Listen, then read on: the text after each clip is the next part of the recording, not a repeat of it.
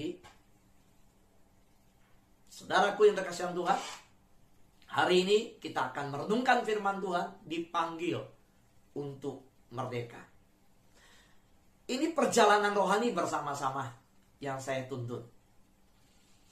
Jadi kalau yang sudah mengikuti sahabat doa, hari ini mendengar tentang kata merdeka, sudah tahu. Karena kita sedang dituntun di dalam lagu yang kasih memerdekakan. Jadi terus kita berjalan dalam perjalanan rohani bersama-sama. Maka hari ini saya rindu bahwa pujian yang kita dengar, kita mengerti kemerdekaan dari Tuhan. Bahwa kita dipanggil untuk merdeka. Firman Tuhan berkata, saudara-saudara, memang kamu telah dipanggil untuk merdeka. Tetapi janganlah kamu mempergunakan kemerdekaan itu sebagai kesempatan untuk kehidupan dalam dosa, melainkan layanilah seorang akan yang lain oleh kasih. Jadi kita dimerdekakan untuk melayani satu dengan yang lain.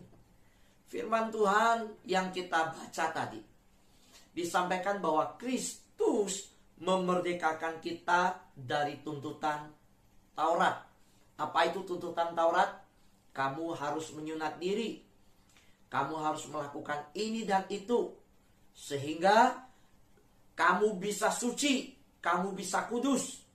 Kristus datang ke dunia menggenapi seluruh hukum Taurat. Sehingga barang siapa yang taat pada Yesus, di dalam hidupnya dia sudah melakukan seluruh hukum Taurat. Jadi hukum Taurat itu adalah sebuah kuk, ya, seperti binatang yang dipakai di mana sapi, di mana keledai, ada kuk, ya, yang dipasang, ada kayu di pundak lehernya, di mana itu untuk menarik barang, untuk membajak sawah, ada beban yang ditaruhkan. Nah, Kristus menggantikan beban hukum Taurat yang berat itu, dan Yesus berkata, pikul salibku, kuk aku ringan. Nah, tidak ada seorang pun yang bisa menuruti hukum Taurat. Berat. Kuk hukum Taurat, beban hukum Taurat yang dipasang berat. Maka Yesus yang datang memerdekakan kita, mencabut kuk itu. Kristus tanggung beban kayu salib itu. Dan barang siapa yang datang lewat Yesus, maka salib itu yang dimana kita datang kepada dia, Kristus sudah tanggung semua beban dosa, semuanya, maka kita diterima oleh Bapa. Bukan karena perbuatan baik kita, tapi karena kita datang kepada Bapa melalui Kristus. Maka di pengadilan tahta putih, di pengadilan kekekalan, Bapa di surga melihat Yesus Kristus yang sudah menanggung dosa kita, menggantikan kita, memikul kuk salib itu, maka kita diterima oleh Bapa. Kita diterima bukan karena kita. Kita diterima karena Kristus yang dilihat oleh Bapa. Karena itu, lihat bagaimana proses Kristus datang memenuhi hukum Taurat, supaya kita yang percaya kepada Yesus tidak lagi diperhamba oleh hukum Taurat. Nah lalu, apakah kita berarti bebas? Hidup sebebas-bebasnya melakukan dosa karena tidak ada hukum Taurat. Hukum Taurat tidak berlaku lagi untuk kita di dalam hal masuk surga. Kita tetap wajib mematuhi seluruh hukum Taurat, bukan untuk keselamatan. Tetapi kita menjalankan hukum Taurat bukan di luar Kristus, tetapi di dalam Kristus. Kita diselamatkan, ya, bukan untuk berbuat dosa. Kita diselamatkan untuk melayani sesama. Hukum Taurat yang mana? Hukum Taurat sudah dicakup semuanya oleh perkataan Yesus yang berkata, kasihi Tuhan Allahmu dengan segenap hatimu, segenap pikiranmu, segenap jiwamu, segenap kekuatanmu. Dan kasih sesamamu manusia seperti dirimu sendiri. Maka dalam dua hukum ini terdapat seluruh hukum Taurat. Sehingga kita yang sudah bebas dari tuntutan Taurat, ya, kita yang sudah dimerdekakan dari tuntutan Taurat, supaya kita hati yang sudah dipenuhi kasih Kristus. Supaya kita sudah diselamatkan oleh Kristus. Supaya kita sudah menerima aliran kasih dari salib. Kasih Kristus. Melakukan hukum Taurat. Di dalam Kristus. Untuk memuliakan Bapa di surga. Untuk memberkati sesama. Jadi kita yang sudah menerima kasih Kristus. Kristus sudah melakukan seluruh hukum Taurat. Kristus sudah memenuhi hukum Taurat. Kristus memerdekakan kita dari hukum Taurat. Maka kita yang sudah mengalami aliran kasih Kristus, kita dengan rela untuk melakukan, ya, dengan kasih melakukan hukum Taurat. Kali ini tidak akan gagal. Kenapa? Karena Kristus sudah melakukan terlebih dahulu. Kita harus di dalam kasih Kristus melakukan. Yang terlepas dari kasih Kristus tidak bisa melakukan hukum Taurat. Tetapi yang di dalam Kristus, dia bisa melakukan Taurat. Jadi kuncinya adalah Kristus. Di dalam Kristus. Jadi mari kita layani satu dengan yang lain. Ya, ingat, ya, kita sudah dimerdekakan. Hukum Taurat itu berat. Berat. Saudara, kita nggak bisa melakukan. Ya, jadi kita sudah merdeka nih. Kita sudah dimerdekakan. Hukum Taurat itu berat. Waktu kita belum dimerdekakan, kita diikat, kita terikat. Tapi sekarang kita sudah merdeka. Karena ada kasih yang memerdekakan kita. Ya, Kristus itu memerdekakan kita. Nah, kita dulunya melakukan hukum Taurat supaya merdeka. Enggak merdeka-merdeka, enggak bisa. Ingat bahwa dulunya, ya, di dalam kita mencari Tuhan, kita bertemu dengan agama-agama. Tetapi sampai pada Tuhan dari surga mencari kita, kita akhirnya tahu bahwa untuk mendapatkan kasih Tuhan, untuk mendapatkan keselamatan, itu adalah melalui Yesus Kristus yang memperbaharui relasi kita dengan Bapa. Jadi manusia mencari Allah, itu namanya agama. Tapi Allah yang mencari manusia, itu namanya relasi. Itu namanya keselamatan. Itu namanya iman yang sesungguhnya. Manusia mencari Allah, bukan beriman. Justru menemukan jawaban bahwa harus berbuat ini, berbuat ini, berbuat ini, baru selamat. Itu namanya manusia yang berbuat. Manusia mencari Allah. Maka manusia melakukan ini, supaya selamat. Tetapi Allah yang mencari manusia. Itu namanya anugerah. Nah, manusia berpikir, aku cari Tuhan loh. Ini beriman loh. Enggak. Itu agamawi. Roh agamawi. Itu perbuatan. Berusaha menyenangkan Tuhan. Tapi status dosa belum dicopot. Seperti seorang siswa sudah daftar masuk sekolah, kemanapun pergi statusnya siswa, mahasiswa. Nah, kita punya status manusia berdosa. Status ini harus dibuang, dicopot dulu. Siapa yang bisa membuang status manusia berdosa? Tidak ada. Hanya Yesus Kristus yang datang ke dunia bisa menghapus status manusia berdosa. Lalu kita jadi orang benar. Apakah karena perbuatan kita jadi orang benar? Tidak. Karena perbuatan Allah menjadikan kita menjadi orang benar. Bukan perbuatan kita. Lalu setelah menjadi orang benar, apakah kita bebas kembali ke hidup yang lama, berbuat dosa? Enggak. Kita dilepaskan dari rantai dosa. Kita dilepaskan dari rantai daripada kegelapan, dari cengkraman iblis. Pergunakanlah kemerdekaan. Pergunakan sebagai kesempatan untuk melayani Tuhan. Ya, untuk melayani Tuhan. Pergunakan untuk melayani Tuhan. Tadi dalam kesaksian sudah disampaikan. Saya diminta untuk melayani. Nah, angkat tangan siapa yang berkata, ternyata melayani adalah kesempatan. Lambaikan tangan. Hidup ini adalah kesempatan. Amin, saudara? Iya. Saudaraku yang terkasih dalam Tuhan, jadi kemerdekaan adalah kesempatan untuk melayani Tuhan. Kemerdekaan dari dosa, kesempatan untuk melayani Tuhan. Lihat, saya sudah menjelaskan bahwa seluruh hukum Taurat tercakup dalam satu firman. Kasihi sesama manusia seperti dirimu sendiri. Kasihi Tuhan Allah. Nah, sekarang saya mau ajak kita fokus kepada yang mengasihi sesama manusia, di mana kalau kita bilang kita mengasihi Tuhan yang tidak terlihat, kalau yang terlihat, yang kelihatan sesama, kita nggak kasihi.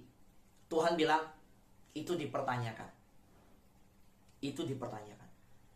Karena kalau orang mengasihi Tuhan yang tidak kelihatan, dia pasti mengasihi yang kelihatan.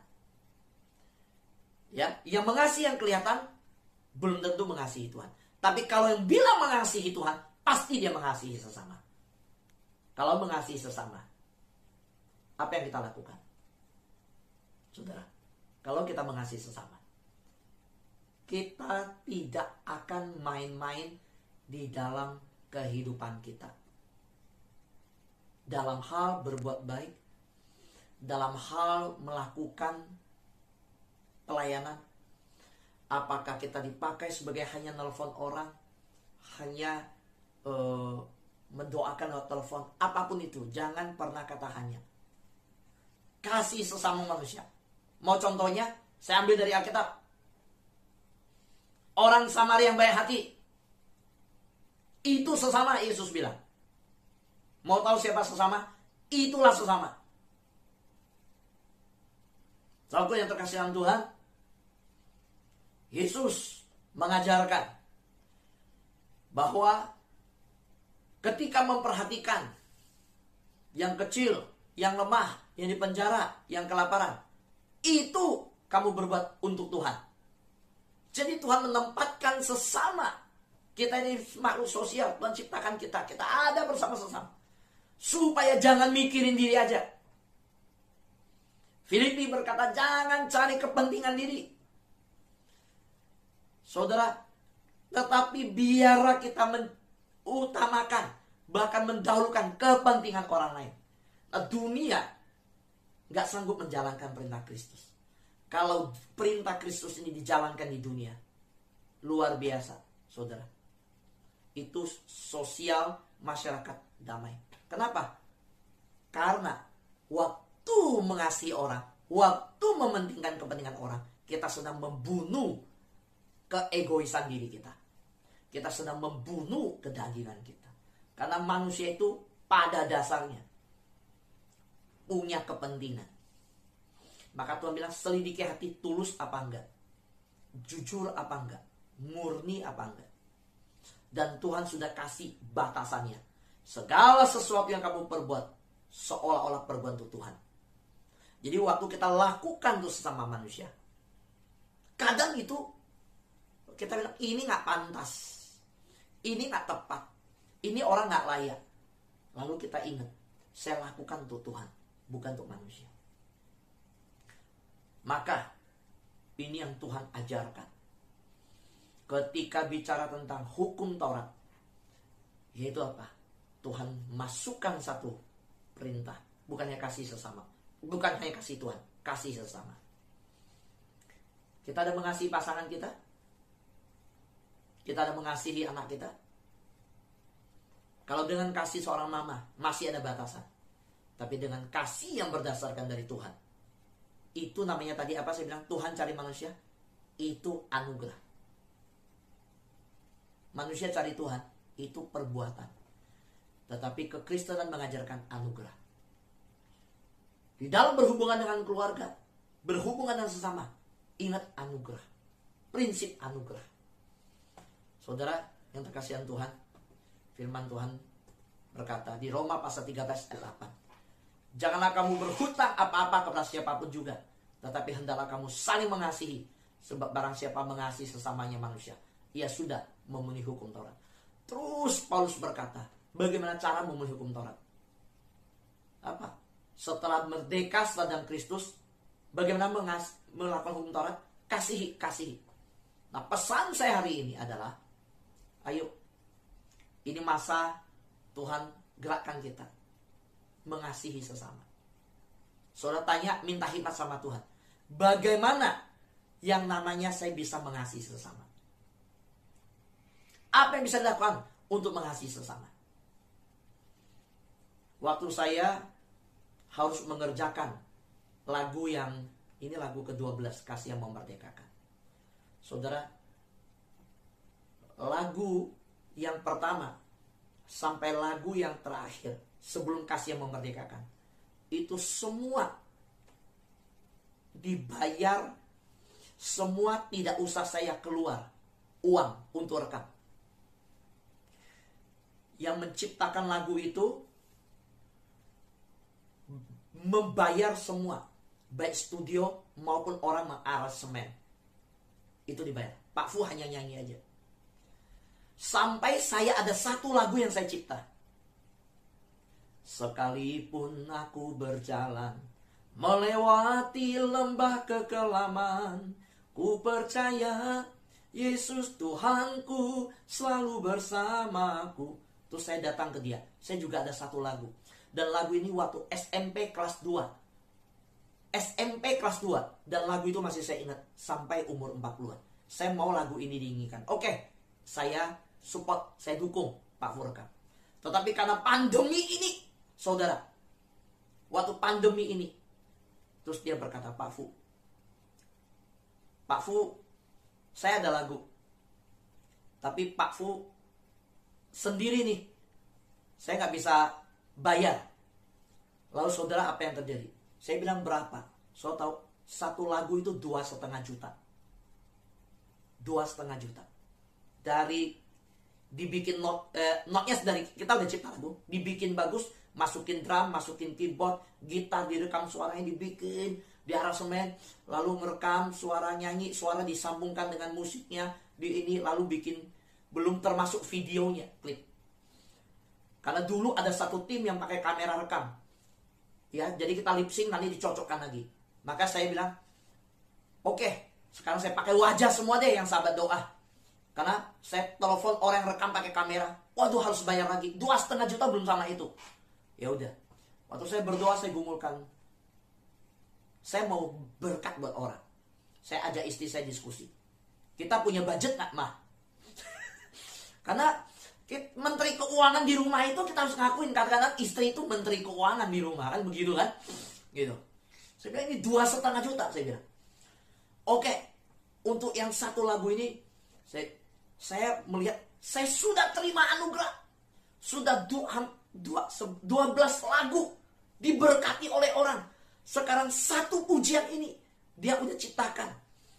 Sekarang apakah kita hanya mau anugerah Tuhan, mau dikasih gratis saja? Saya bilang enggak. Sekarang waktunya kita harus jadi berkat. Ayo, saya bilang, sekarang kita pribadi menabur. Kalau soal nanti lagu selanjutnya kita sanggup apa enggak, kita serahkan sama Tuhan.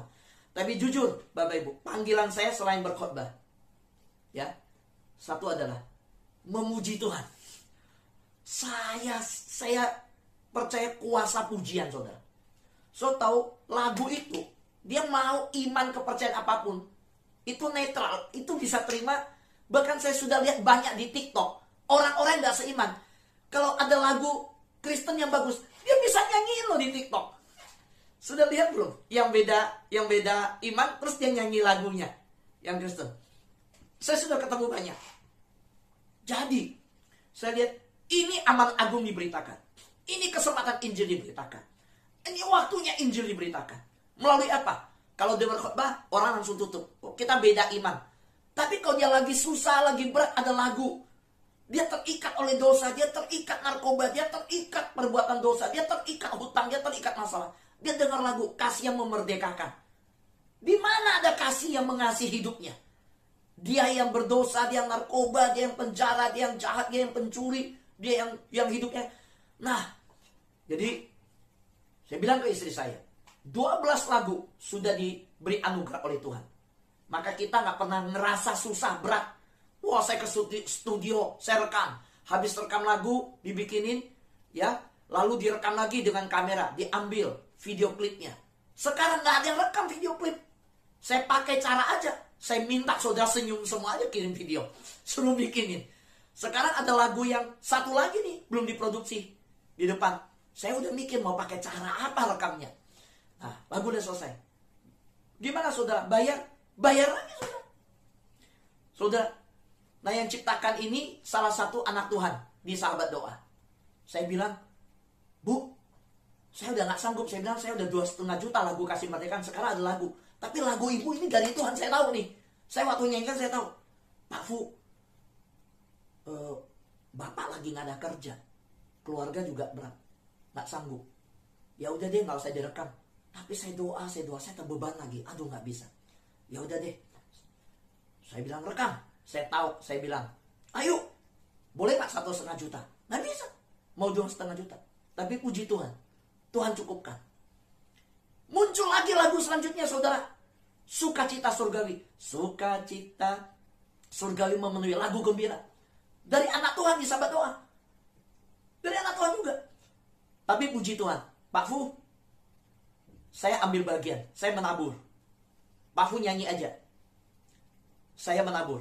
Saya bilang, ibu hubungin orang studio. Jangan transfer ke saya, transfer ke orangnya. Udah Pak Fu, saya percaya sama Pak Fu.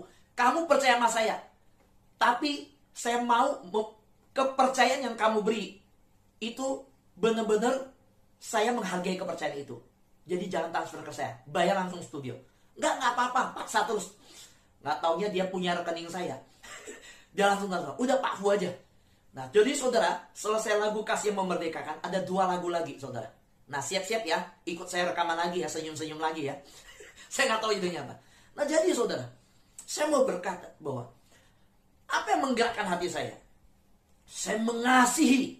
Saya tahu di luar sana ada banyak orang bergumul, depresi, stres, susah, berat, banyak persoalan. Nah, kalau kita bisa melalui khotbah menjangkau mereka, lakukan. Tapi kalau bisa melalui pujian menjangkau, lakukan dengan pujian. Lalu apakah saya hanya mau terima anugerah Tuhan, nggak mau bayar harga? Enggak. Saya menabur, saya bayar harga. Saya udah bicara dengan Ibu Juni. Saya Bu Juni. Bu Juni harus ikut berdoa sama saya. Karena saya tidak selamanya bisa membayar lagu 2,5 juta untuk direkam. Kita sudah waktunya untuk berdoa minta Tuhan buka cara gimana. Karena saya sudah melakukan. Nah, kalau saya tidak melakukan, saya tidak berani mengajak. Tapi karena saya sudah menabur, saya melakukan, saya berani perkatakan. Itu saya. Saudara, banyak orang minta, ayo, banyak orang berani berkhotbah, tapi belum melakukan. Tapi saya tidak. Saya berani bicara begini, sampai ada lagu yang saudara udah lihat. Karena semua sudah tuntas dibayar. Baru saya bicara sama Bapak Ibu semua. Itu saya lakukan. Nah, yuk, bagaimana hidup kita? Bagaimana ketika kita mengalami kemerdekaan? Berani nggak pakai kemerdekaan itu melayani? Setelah hidup baru orang yang percaya. Kalau kita berkata kita sudah hidup baru, kita percaya Tuhan. Itu digenapi dalam kasih. Kasih itulah hukum yang baru. Roma pasal 7 ayat 7. Pasal 13 ayat 8. Roma pasal 5 ayat 6. Galatia pasal 5 ayat 6. 1 Korintus pasal 13 ayat 1. Semua itu mengajarkan. Kasih itulah hukum yang baru. Jadi bagaimana orang Kristen? Apakah hidup dan bawah hukum Taurat? Enggak. Kita hidup di satu hukum yang baru. Nama hukumnya apa? Hukum kasih. Jadi hidup sebagai orang percaya, ya, kita melakukan satu hal. Yaitu apa? Kita menyatakan kasih. Kita membuktikan bahwa kita hidup sebagai orang yang sudah hidup baru. Yuk, saya ajak kita. Saya percaya semua yang di Zoom, semua yang di YouTube yang mendengarkan hari ini adalah orang-orang yang sudah lahir baru. Dan orang yang lahir baru hidup di bawah hukum kasih. Dan hukum kasih berkata, kasihi sesama manusia seperti dirimu sendiri. Siapakah di antara kita berkata, saya rindu kasih Tuhan yang sudah memerdekakan saya, juga memerdekakan orang lain yang di penjara. Lambaikan tangan. Siapa yang rindu? Rindu, oke. Saya mau tanya, siapa yang percaya bahwa lagu kasih yang memerdekakan bisa masuk sampai ke penjara? Lambaikan tangan. Oh iya saudara, kalau saya ajak saudara ke penjara, saudara gak bakal bisa pergi. Kalau penjara yang pria, wanita gak boleh pergi, bahaya. Saudara, saya pernah pergi, itu matanya lihat luar biasa saudara. Saudara, Saudara, kita nggak bisa pergi ke sana. Tapi pujian kasih yang memerdekakan bisa sampai ke penjara. Amin. Saudara, saat ini pandemi COVID, kita bisa besok sampai ke rumah sakit yang saat ini tahan COVID? Nggak bisa. Tapi lagu kasih yang memerdekakan, saudara kirim ke mereka, itu bisa sampai kepada mereka. Amin. Jadi ingat, kita hidup di bawah hukum kasih. Sebagai orang yang sudah lahir baru, biarlah hukum kasih ini menggerakkan kita menjadi berkat. Ingat, jangan pelit-pelit sama Tuhan. Jangan pelit-pelit sama pekerjaan Tuhan. Saya selama ini, saya tidak sembarangan mengajar tentang menabur. Karena saya hati-hati menjaga diri. Tapi saya sudah melakukan perbuatan contoh di lagu-lagu yang ada. Saya sudah menabur, baru saya mengajar saudara bagaimana untuk sungguh-sungguh dalam kasih memperhatikan sesama. Soalnya saya tidak bisa minta kita turun ke jalan bagi nasi bungkus. Saya tahu saat ini begitu terhalang. Kondisi saat ini begitu tidak mudah untuk melayani. Di dalam bermisi, saya sampai mikir otak gimana caranya bermisi. Lalu ketika saya berdoa, kasih yang memerdekakan. Waktu saya nyanyikan pujian ini, walaupun akhirnya orang itu berkata, Pak Fu, saya sudah tidak bisa biaya lagi. Saya bilang gak apa-apa. Saya percaya Tuhan, saya sanggup. Tuhan mampu. Tuhan terlalu besar. Maka saya bergerak. Saya mengambil teladan dulu. Saya lakukan dulu. Dan puji Tuhan, kemarin ketika lagu itu tersebar, sampai sore, waktu saya lihat lagu itu, sebelum saya kunci lagu itu, supaya saya perbaiki wajah-wajah yang belum masuk, boleh masuk lagi. Saudara, karena ada juga perlu yang direvisi juga. Maka waktu saya kunci, lagu itu sudah didengar oleh 243 orang. So, siapakah mereka? Bisa jadi ada yang sedang menangis karena ditinggal suami. Ada yang sedang bercerai. Ada yang sudah ditinggal anak. Ada yang sedang sakit penyakit. Ada yang di penjara. Ada yang di rumah sakit. Ada yang sedang mengalami bangkrut, berhutang. Ada yang sedang mengalami goncangan ekonomi. Ada yang berbagai-bagai masalah. Dari 240 orang, belum 24 jam. Ini saya udah tahu lagu ini luar biasa. Karena saya sudah 12 lagu saya tahu. Lagu yang hanya dalam beberapa jam bisa tembus ke 100-200. Itu berarti sedang terjadi suatu kegerakan Tuhan. Karena itu, ayo saya berdoa, kita semua ambil bagian. Jangan pelit sama Tuhan. Hidup kita adalah anugerah Tuhan. Tuhan sudah murah hati sama kita. Kita harus menghargai anugerah Tuhan. Amin. Tuhan berkati kita semua.